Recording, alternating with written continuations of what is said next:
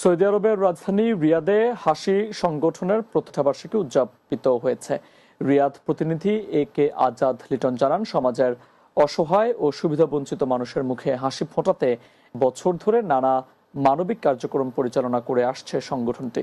অনুষ্ঠানে সভাপতিত্ব ও সঞ্চালনা করেন হাসি সংগঠনের প্রতিষ্ঠাতা সৌদি প্রবাসী মোসলেউদ্দিন মুন্না। এতে বিভিন্ন শ্রেণী পেশার প্রবাসী বাংলাদেশি সহ আমন্ত্রিত অতিথিরা উপস্থিত ছিলেন।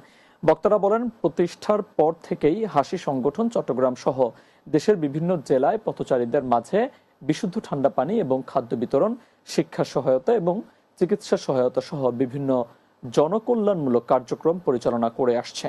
ভবিষ্যতেও এ ধরনের মানবিক উদ্যোগ আরও বিস্তৃত পরিসরে অব্যাহত রাখার প্রত্যাশা ব্যক্ত করেন তারা। পরে ইলেকট্রনিক ও প্রিন্ট মিডিয়ার সাংবাদিকদের উপস্থিতিতে হাসি সংগঠনের প্রকাশনার মোড়ক উন্মোচন করা হয়। এরপর প্রতিষ্ঠাবার্ষিকীর কেক কাটা এবং নৈশভোজের মধ্য দিয়ে অনুষ্ঠানের সমাপ্তি ঘোষণা করা হয়।